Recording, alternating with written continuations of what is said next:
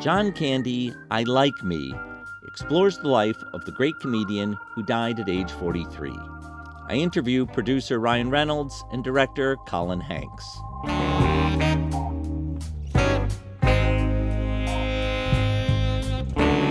I'm Tom Powers, and this is Pure Nonfiction. John Candy, I Like Me, pays tribute to the beloved Canadian actor who broke out on Second City television and became a fixture of 1980s and early 90s film comedies such as Stripes, Spaceballs, Uncle Buck, and Home Alone. The film's subtitle, I Like Me, comes from the John Hughes movie Planes, Trains, and Automobiles. Candy plays a friendly and buffoonish salesman named Del, who gets thrown together with the uptight Neil, played by Steve Martin. After a journey of mishaps, Neil lashes out at Del. It's like going on a date with a chatty Cathy doll. I expect you to have a little string on your chest, that I pull out and have to snap back. Except I wouldn't pull it out and snap it back. You would. And by the way, when you're telling these little stories, here's a good idea. Have a point. It makes it so much more interesting for the listener. Throughout the scene, the camera lingers on a close-up of John Candy as he absorbs the abuse. Finally, he replies, "You want to hurt me? Go right ahead if it makes you feel any better. I'm an easy target." Yeah, you're right. I talk too much. I also listen too much. I could be a cold-hearted cynic like you. But I don't like to hurt people's feelings. Well, you think what you want about me. I'm not changing. I like me. My wife likes me. My customers like me. Because I'm the real article. What you see is what you get. We learn in the documentary that Candy was a people pleaser all his life, partly motivated by losing his father at a young age. When Candy reached his pinnacle of fame, that tendency of wanting to please took a toll as more people wanted things from him. He struggled with overeating, smoking, and drinking that all led to a fatal heart attack at age 43. The film pays tribute to his immense talent and doesn't shy away from his struggles. There are insightful interviews with his children, Jennifer and Christopher, as well as his colleagues, including Dan Aykroyd, Bill Murray, Catherine O'Hara, and Macaulay Culkin, who is the child actor in Home Alone. The director behind the documentary is Colin Hanks. He previously directed a documentary about the rise and fall of Tower Records, and one about the band Eagles of Death Metal, whose Paris concert was the site of a terrorist attack. Colin is better known as an actor on TV series, including Fargo and Dexter, and film roles ranging from King Kong to Nuremberg. His father is Tom Hanks, who performed alongside John Candy in the movie Splash. The documentary's producer is Ryan Reynolds, the Canadian-American actor best known for Deadpool. Reynolds is also a key figure behind the documentary series Welcome to Wrexham, that follows a Welsh football club that he co-owns. John Candy, I Like Me, premiered last year at the Toronto International Film Festival, where it was the opening night selection.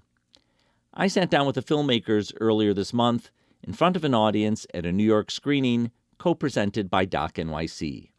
Here's our conversation.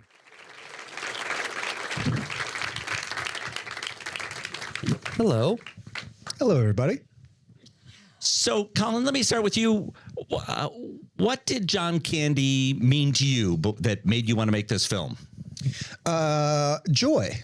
I think there was something about John and the way that he performed, the way that he presented himself. It didn't matter what the material was. He just brought some sense of joy. It didn't matter if it was a character like Uncle Buck, who's, for all intents and purposes within the narrative is a little rough around the edges and not necessarily kid friendly, but yet underneath there is that joy, that sense, that understanding. I think John had a way of just presenting just that little extra special thing And, when you would talk about, when you talk about John, you just mentioned his name and people's faces light up and they just all say, oh my God, I love John Candy. And so, for us, I think that was one of the big sort of primary things is we wanted to sort of remind people of that joy and really sort of highlight that and showcase for people, why the man's work is still, valid today. And Ryan, well, how did John Candy first make an impression on you? John was kind of like a spiritual twin to my brother. My brother, we were always very careful to not go into this with the sad clown cliche. John's North Star, I think, was joy. He was a great person when no one was watching. And my brother's a good person when nobody's watching, but my brother is full of mischief as well, and full of maladaptive coping mechanisms. I mean, my God, it's a Rolodex of just today's going to be Nicorette gum. Okay, but they both really handled intricate and difficult and painful social situations, life, the way life came at them in similar ways. They sort of, filtered it through the prism of joy and humility and kind of, I want to say comedy, but it's also a self-effacing kind of comedy, a comedy that like never hurts or punches down or, and I think it's really beautiful. And I think what John left behind, I always find it kind of almost ironic that he died of heart failure because that's the one thing he left behind in this world is his heart. And you watch a John Candy movie, any John Candy movie, and you just feel okay, and I like feeling okay. So, Colin, you started with joy, but in the film, you are uncovering other things. We talk about anxiety in the film, for instance. How did you find those things? Did you know those things were in there when you began the film? No, not at all. In fact, one of our very first conversations, if not our first conversation, was Ryan sort of called me and said, "I just don't want to live in a world where a John Candy documentary does not exist." And I said, I agree with that statement. I just don't know what that film actually is. I understand how we want you to feel as a result of having watched it, but what is it that we're actually watching? And that, Ryan being the smart person that he is, gave me the time to be able to sort of figure that out. And so I had some conversations with Chris Candy and Jane Candy, and there was some familiarity there because our paths had crossed at numerous times throughout our lives. And so there's a little bit of a shorthand. And Chris was the one that really sort of highlighted the thing that I thought that was most interesting was that there was I wasn't quite sure what John's struggle was. I kind of go in with a bad pitch as the sort of initial seed and then say, okay, how can I make a film not that? And, the first bad pitch is, all right, name, a quote unquote overweight actor who dies too young. Chances are they've died from something like a drug addiction or something really sort of not necessarily ideal. And John passed away from heart failure. He passed away from heart failure. That's something that his father had died from, and we didn't even touch on it. His grandfather had also died at roughly the same age. And so I sort of started from there, and I realized, Don Lake speaks about it so eloquently. John represented us on that screen, and we saw a version of ourselves. Everybody did. And John, turns out, struggled from the very things that now we all openly discuss. We all talk about mental health days. We all talk about anxiety. These are all things that no longer have a stigma to it. John was struggling with those very things, and they were coping mechanisms. It started at a very, very young age.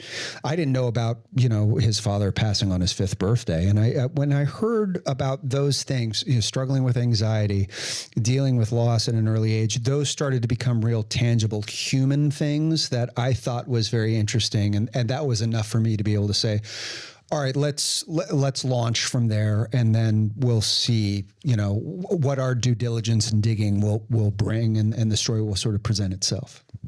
So Ryan, Colin describes you as the one kind of pushing him to make this film. Is the fact Shoving. that More shoving. Politely shoving because he is To push him Canadian. anywhere. Yeah. He knew exactly what to do. But sorry, carry on. I'm curious, John Candy's background is coming up through the Canadian scene, and your roots in Canada. Was that a point of association for you? Heat was all we have. You guys took hockey away from us. You took Jim Carrey, made him your own. I know it all started with Paul Anka. John.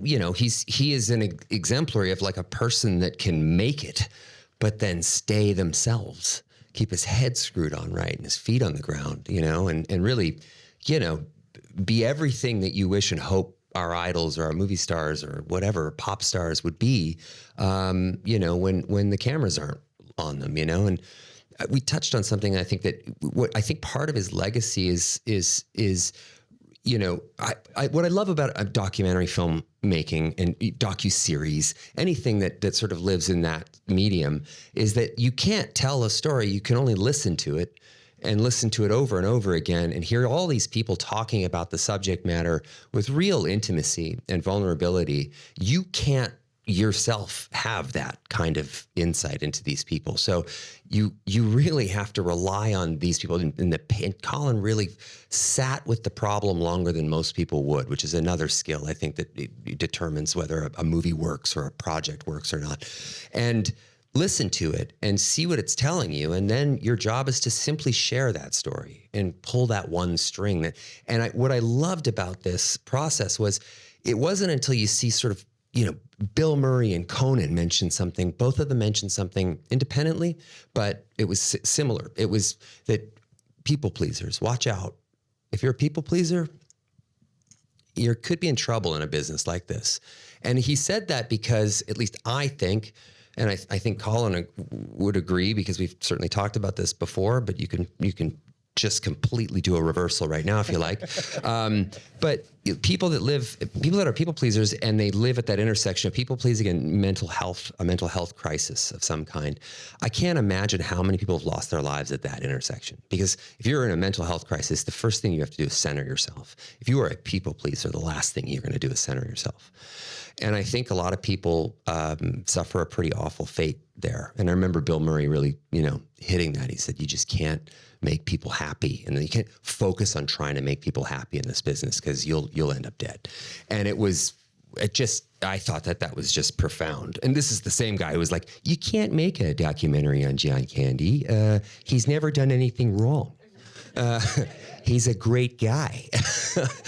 And that was when we knew Bill needed to just be quiet and say it on camera, because he went, he's never done anything wrong ever, Ryan, not even once, except there is one thing. And I was like, no, don't say it. Say it on camera. Yeah. Well, it makes me wonder about the interview process. When you would sit down with someone, you must have had an inkling about what they have to contribute. But how much, had you pre-interviewed them? How much had you held back because you want it to be fresh in the moment? He knows Tom Hanks. Yeah, luckily. Very well. He was the one guy I could tell him what to say. Here's specifically what I need you to address. You owe this to me. There's a little bit of a dance. Obviously with this particular film, a lot of the people that we're interviewing are all. They all have their own documentaries, to be quite honest. They're all worthy of their own documentaries. And so you got to try and find the way to be able to relate to them as human beings and remember that ultimately why they are there is because they want to champion and remember their friend. As easy as it is to look at, the cast of SCTV, who all went on to have incredible, amazing careers and are on a Mount Rushmore of comedy. At the end of the day, we're asking them, hey, remember that friend that you had in your early 20s when none of you had made it? What was that person like?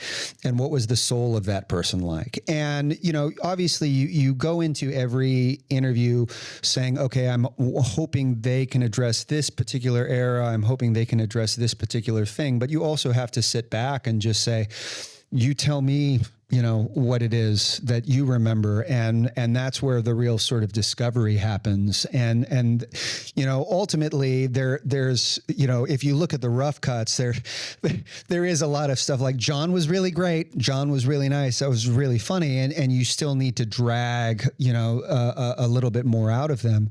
But ultimately they all had such a deep, profound love for John, and they all really missed John. And I think in a strange way, it was just that time, I think, in all of their lives where, you know, enough time has passed since John has left that, you know, they now have a different perspective of John and what they meant to him, or what he meant to them, I should say.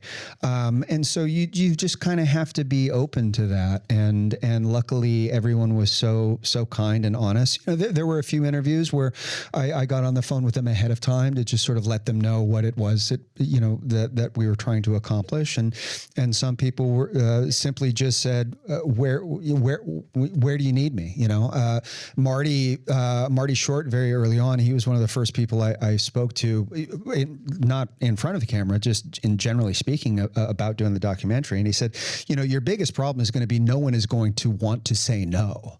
And he was right. And as a filmmaker, that's actually kind of really scary, because having made a bunch of documentaries, I know what it's like to sort of scorch the earth and get as many documentaries as you can, and then unfortunately have to write the email to said famous person saying, I'm sorry you did not make the cut. And so there is a little bit of, you know, worry in that regard. But everyone spoke so highly of John that at every point, you know, I didn't know what Macaulay Culkin was going to say. Macaulay Culkin could very well have just said, hey, man, I was 7 years old. I don't remember. But, you know, Mac ended up having some of the most profound things to say. And so part of it is just that discovery. And it's what I really love about documentary film is you don't really know until you're there. And it's also that with Mac, you know, what I found really interesting, he obviously has a storied history in show business, you know, being an incredibly painful experience for him when he was younger. But John is this sort of gold standard, the Empyrean height with which he looks back with such fondness and reverence and, you know, almost like a dad, really, more of a dad to him than his own. And I think, I don't know, that speaks volumes about John, but I just want to touch on one thing. Not all the interviews were easy. No.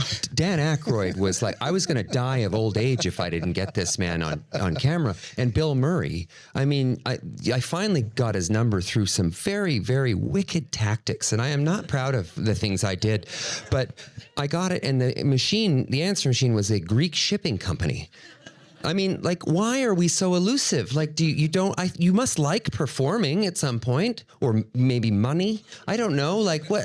So I finally, I won't even get into it, but it took like months, got him. And Dan Aykroyd, though, was weird, unexpected, right? One of the most elusive human beings on planet Earth. One of the most beautiful eulogies ever said at any memorial of all time, but we didn't have it recorded. So we needed him to record that. You know, and this was like an essential part of it. So months I was trying to track Dan down, and then finally the phone rings, and it's like he's like a little bit like my mother-in-law, in that, like, just when you answer the phone, he's like 5 sentences into the conversation already. This is how it's going to go, kid. And I'm like, hello? Yeah, it's Dan. Dan Aykroyd? Aykroyd, yeah. You come up here, we have dinner, you spend the night. You wake up in the morning, you do the interview, you get the fuck out. Yes, sir, I'll be right there. And I went there, and it was like magic. I mean, it was truly magical to his home, and he took us out in his 1922 Pierce automobile, which I just couldn't believe I was sitting in. And you know, just spending that time with him, a guy that I used to sit 3 inches from across at the TV and try to say the same lines he said as at the same speed, He's underrated for he can speak 1,000 words a minute. Like I've never seen a human being speak as fast as Dan Aykroyd. So, you know, I don't, you know, Colin did the lion's share of the interviews, but I will say that some of the best memories I have in my entire career is sitting across from Bill Murray and sitting across from Dan Aykroyd and just hearing them talk about their friend. And it was just glorious. I mean, truly. Ryan is truly one of the only producers in which you will get a call saying, so we interviewed Bill Murray yesterday and it's okay.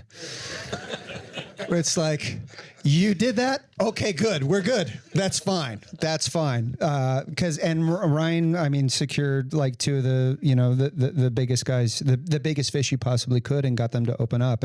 But that's the thing, is that at the end of the day, they're all talking about a dear, dear friend that they miss tremendously. Well, I mean, we can just hear by how much investment both of you had in this project. You each have careers as actors. You could be doing plenty of other things with your time. Colin, you've directed 2 other full-length documentaries. Ryan, you were talking to me about another documentary that you're producing now. What is it about documentary film that that brings you back to it as something to occupy your time, or more than occupy your time? I mean, as someone who primarily makes his living wearing makeup and pretending to be other people, it's nice to live in reality. It's nice to be able to still play in a narrative sandbox in which you're trying to tell a story, and you're trying to tell it in a way that most people wouldn't leap to, you know, their first idea, their first concept of what it could be. But it's still a creative endeavor, and it's one that's based in reality. That to me is the most exciting thing. You know, I mean, the sort of the biggest hurdle I had very, very early on, and you know, I told Ryan this. I said, I don't deny that there should be a John Candy documentary, but what is that? You know, because I'm not interested in just watching like a visual Wikipedia entry. Like I need to feel some sense of who this person was and what it was that he was going through. And, you know, this is the first time in which one of like my documentary subjects is actually, you know, in the same business. And we actually, I make movies, Ryan makes movies. There's a connective tissue, obviously, with John. And so I think there's an inherent understanding of sort of some of the struggles that John was going through in his life and in his career. And, you know, I think it's important to be able to relate to that as a filmmaker, but also as a storyteller. I want people to be able to see John's movies and see something different, see something that maybe they didn't see the first time, and sort of maybe connect some dots for people.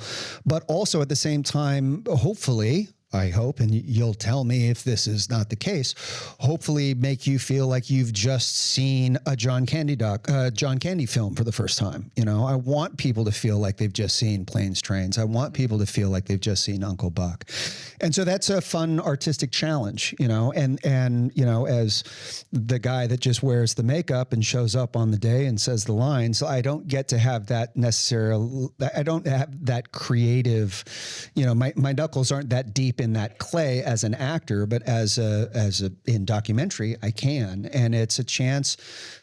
Ultimately, it's so much more interesting, I find, when it's the people that actually lived it telling you that story. And I like being able to capture those stories and present it. I love that question, though, because I don't know, for any deeply curious person, documentaries are just, it's a playground that you never want to leave. I don't know. You're not centering yourself. You get to sit there with people that you admire, or some people you might even be afraid of.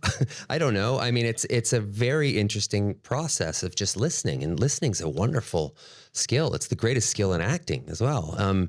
But there's also, like, you know, sometimes you touch upon a subject, like, a huge amount of the experience I have in documentary filmmaking is Welcome to Wrexham, is like a docuseries that is following how do we come 90 degrees to expectation there. Well, 2 Hollywood schmucks buy a football club in northern Wales. What are they doing? You know, a very true story that they're going to go bankrupt doing this. This is an insane pursuit. And then not at all featuring us. I mean, just really focusing on the town and being a part of their story as opposed to making them part of our story. And there's redemption in that. And I think, like, when you look at someone like John Candy, you go, oh, wow, when you find something you desperately missed, but you didn't know you missed it, is a beautiful and rare thing to find. And I remember in 2017, we made a little like 3-minute clip reel of John Candy, and it was on the anniversary of his passing. And that thing went insanely viral on social media. And it was wild to see that. It was a great metric and like testing ground for something. You could tell people really missed him, and they didn't remember or realize they missed him so much. It's like John Candy has a real place in people's hearts. And I noticed it later when I did Deadpool and Wolverine. I put Wesley Snipes in the movie, and Wesley Snipes is a guy that I think just a giant movie star, just charisma factory, and somebody we missed but didn't know we missed. And I remember that feeling of sitting in the audience watching like a kid as he broke the frame from right to left, as any sort of a villain almost would in a movie. You know, you'd go left to right if you're a hero, right to left if you're going by the David Lean school of filmmaking, which I'm clearly not if you've seen my resume, but this was a magic moment for me. And I remember thinking, this is the same thing in documentary films. Like, it was just, everyone felt this redemptive, gorgeous, people gasped when he walked out. And I got to look down the aisle and look at him and see, they didn't know he's in the movie. They didn't have any idea. And it was just that same, I just wanted to feel that feeling over and over again for the rest of my life. And John Candy and any kind of, or the documentary that we were talking about that I'm in the middle of right now, any docu-series that I've been lucky enough to make, it's just searching for that feeling over and over again. And you can't force it or push it. You have to just listen. And that's what a beautiful way to make a movie. Because when you make a narrative movie, you also have to listen to it. You cannot, if you impose your will on every moment of it, this isn't in the script or the shot list, so we can't do that. But if you sit back, stop, shut the fuck up, and listen for a second, the movie talks to you all the time, and it's telling you what it wants. And it took me till I was in my 40s to figure that out. I don't care if it's the most popcorn, bubblegum kind of movie or a tiny little independent film. It will talk to you constantly. And documentaries, that's all they do. And it's a really, I think, wonderful feeling and medium.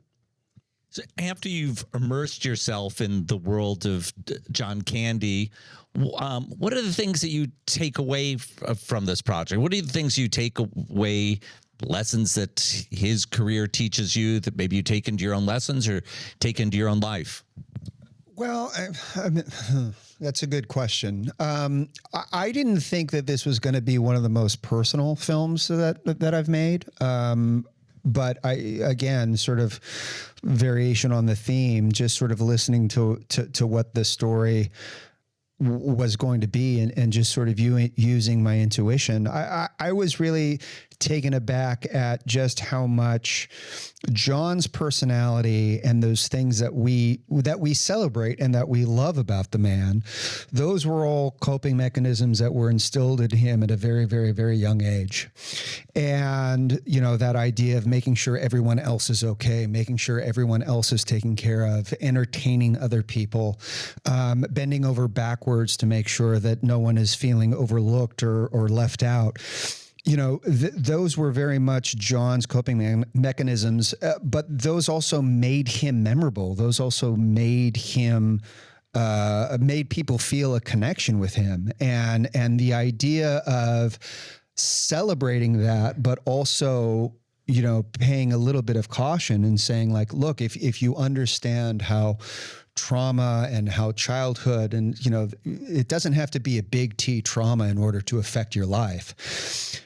That I was not prepared for, just how much looking at John's life made me look at my own, you know, people pleasing and wanting to be, the good guy and wanting to do, you know, right. All good traits, but how all of those stem from, you know, things that were baked into me before, you know, I even knew that Transformers was on at 9 a.m. Do you know what I mean? Like that kind of thing was really surprising to me. And you know, inevitably, I just kept sort of leaning back into this idea of, you know, if I'm trying to be honest and tell John's story, what I need to do is just talk about the fact that, you know, he was a human being. These are the things that he went through.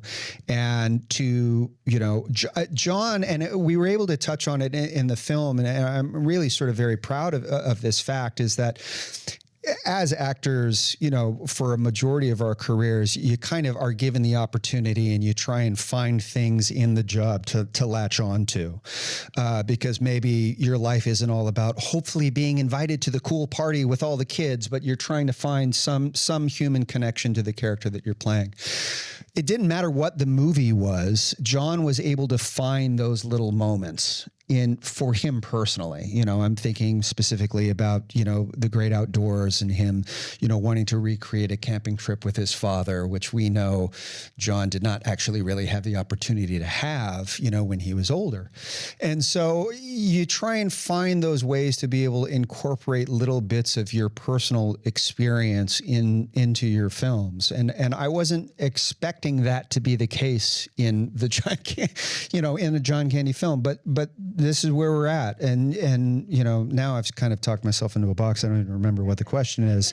I'm just verbally just regurgitating what I told my therapist on Tuesday. But, you just try and remember, I just tried and remember, like, John was a real, genuine human being, and I just need to be a genuine, real human being trying to make this film, and hopefully it makes some sort of difference. My answer will be less thoughtful, but I will say, no, I And won't. shorter. No, I just loved getting to spend some time with him. I think my takeaway from this was just a little bit of gratitude, just because I don't know. As a Canadian kid growing up, he was a guy that, he just did the sort of unthinkable. He really made it, and he made it in the right way. And I really loved just being with him for that amount of time. Just being a part of this, making this, sitting in rooms with Colin, editing, and just feeling like his spirit was all over the place. It was just a nice place to be. The title, I Like Me, when did you arrive at that? That was actually sort of the only thing I had at first, to be quite honest. No, it was, so when Ryan called and I sort of said, okay, well, I guess I got to put some sort of like pitch document together just so that I look like I'm a professional and I know what I'm doing. And it would be helpful if I had a title. And, it's his most iconic line. It's the absolute apex pinnacle of his performing career, the way that he delivers that line. And it just seems so kind of perfect. And interestingly enough, I sort of put that very loosely, working title, and that was sort of what we started. And it was at that time I started having conversations with Chris and with Jennifer. And at first, I don't think I'm going to be speaking out of school here, but they were a little bit hesitant about that, because they were kind of like, well, we're not sure if he really did like himself. We're not really sure if that was really what it is that we're trying to talk about. Because again, we're talking about mental health and anxiety and things like that. But there's something about that performance. There's something about that scene. And we've talked about it quite a bit. There's something so powerful and so unique in his delivery. He just doesn't quite get it out, and it pushes harder. I like me. My wife liked just the way he does it. Only he could do it. And I mean, this is I've written in homage, like an homage to John Candy in every Deadpool movie. I always license the book Canadian Mounted that he's reading in Planes, Trains, and Paramount, my home studio where I have a first look deal every time, charges me $5,000 for this privilege. But I pay it happily, and off we go. And then, even in each movie, there's a real moment of John Candy that, I even say, in Deadpool 2, there's a moment where I tell them I like me, I like me too much. I think in that moment is the line, or something about something, it goes vile quite quickly. But, and then in Deadpool and Wolverine, we have the mug, I like me. And in the beginning of the movie, I'm walking around with this mug that I took out of the TVA at the beginning. And it's like the iconic first shot of the movie is an image of that mug. So for me, I Like Me was had to be the title. I mean, it was before we even knew we were making a documentary. We'd always dreamt of doing it one day, and somebody paying for it other than us, and hoping it would be called I Like Me, because that was everything. Did he like himself? Did he not? that's all the more reason to have that as the title. It just felt right, and the more and more it sat with me, and the more and more I worked with on my own trauma and thought about a lot about what John says. There's this really interesting thing, and I just actually kind of landed on it just the other day, but it's something that I think I knew deep down, but I've only been able to articulate lately. In that scene, he says, "I like." Pause. I like me. And he does this stutter.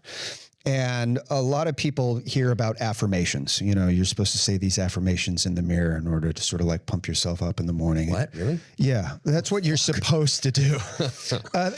Something that I'm now only really genuinely learning about. And I remember someone once telling me that an affirmation that you say to yourself, that is actually something that you say to yourself that you know not to be true, but you want to will into existence. And there's something about the way that he delivers that line where he says, I like me. And then he kind of gets on a roll. I like me. My wife likes me. My customers like me. He's kind of talking himself he's pumping himself up in that moment. And I now I look at it, there's no doubt that this movie was supposed to be called I Like Me, because it's really about John sort of having those affirmations. But I love that you pulled that through, because I mean this in a kind way, but nobody in Hollywood or most industries has any clue about what the fuck they're doing. Yeah, that's true. And honestly, like the best stories come out of people who are the first to admit that, to stand on the middle of a set and go, I don't know. No. And as soon as you do that, you have empowered everyone around you to help. And it's a very important thing to remember, because hubris and bullshit all gets in the way. And, that kind of affirmation, I think, can work almost in the inverse, which is that when you kind of look out and seek the help from so many people, if you're on a film set and a narrative-driven movie where you want the boom op to feel empowered to say, I got a joke I can pitch, and that's how you know you have a great set. And that's how you know we're all making the same movie, not just one person or two people. So, yeah. As I wrap this up, I want to ask what it meant to premiere the film, what it's meant to, for you to see audience reactions. I think when you make a film, there's always like a couple people that you're thinking about, well, how are they going to react? How are John Candy's kids going to react? Or how is someone I interviewed who said something vulnerable going to react? Or I don't know what those people were that you were thinking about most of all when you started to share the film, but what was that experience? Well, it was only, his family, his surviving family members, and the most famous comedians on the face of the planet that you really genuinely hope love the movie. We premiered, we were the opening night film at Toronto, which in and of itself was just absolutely absurd. We get there and the Prime Minister of Canada is speaking before the film, and he ended up just sort of vamping about the festival for 10 minutes and then talking about John Candy for 20. Great opener. I highly recommend him. It was absolutely surreal, truly. And, I've been fortunate enough to been able to have had some premieres for some big movies. I never in my wildest dreams would have thought that a documentary that I directed would get that kind of reception, but it just shows, the Canada and Toronto, Johnny Toronto, the connection that city has to John. We knew that there was no other place to premiere it. That was just a no-brainer to us. But the response that they gave us that night was truly incredible. And look, I'll be honest. I'm kind of like, oh, sweet. It worked. Thank God, because I really, truly, I wanted the audience to feel like they had just seen a John Candy film for the first time.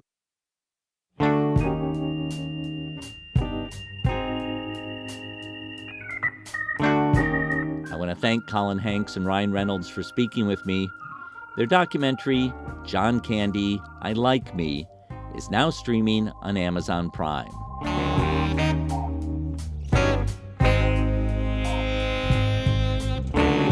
Thanks to our team, series producer Hannah Nordenswan, Doc Voices editor Bella Racklin, and web designer Cross Strategy. Our theme music is composed by Andre Williams, and our executive producer is Raphael Nehausen. I'm Tom Powers. Follow us on Instagram and visit our website at purenonfiction.net.